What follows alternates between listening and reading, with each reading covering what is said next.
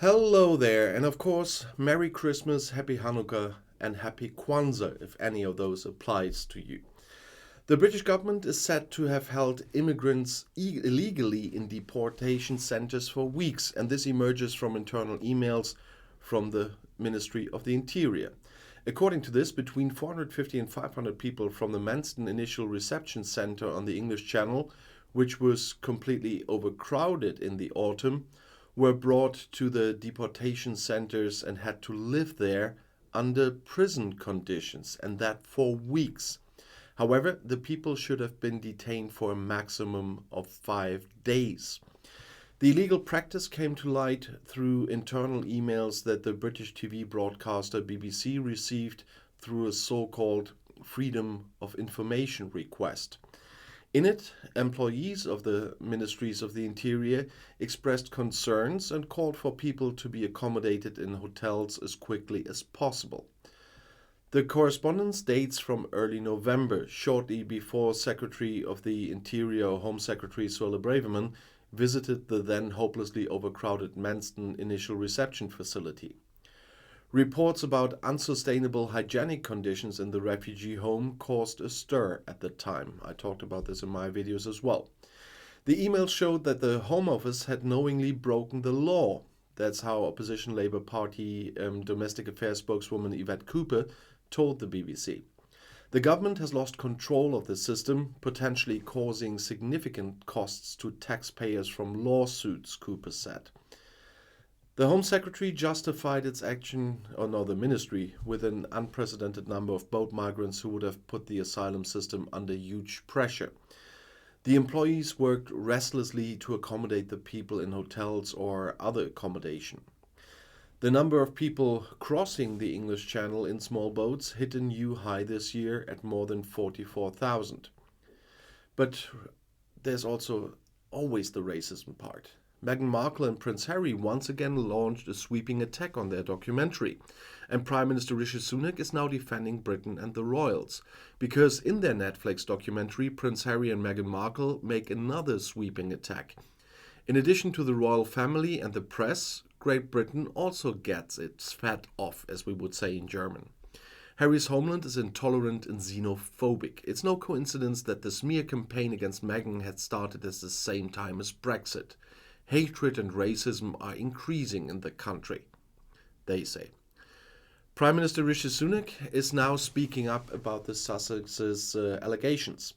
Sunak is the first Prime Minister with Asian roots and succeeded Liz Truss at the end of October 2022. He would be really proud of Britain. That's what Sunak clarified during a press conference in Latvia. And Sunak said, "Well, I saw some of the things that were said. I absolutely do not believe that Britain is a racist country. And I hope my words carry weight as our nation's first British Asian Prime Minister." The Prime Minister also supports King Charles. It's an enormous privilege to work for Great Britain and for institutions like the monarchy. But the point with the first British Asian Prime Minister, we would call it a fig leaf here in Germany, because with Brexit we have seen that if you don't want to call it racism, call it xenophobia, and that has grown. It's always there. In a part, it's always there in every country. Here in Germany, I know this. I saw it in the 2015 refugee crisis. I see it that still enough idiots are voting for the right-wing populist extremist from the AfD. And it was already in the UK when I was living there, because I remember very well all the talks about Pakis or all the no Asian resentments there. So it was there at the time. As a German, I sometimes had to hear about the Second World War, but I can cope with that. But especially the anti-Asian racism I saw there at that time already, and it's quite some time ago that I've been living in the UK. It was there. But since Brexit and what you could see on social media, in the comments under my videos and so on, it got stronger. And so there definitely is a point in what Harry and Meghan are saying. And we all heard the stories about what she experienced with her thinking about the skin color of her baby and stuff like that. But okay. But it is an important point, and it is something we all, at least those people who feel as Democrats, have to fight, because racism is just complete nonsense. There are idiots in every race of this planet.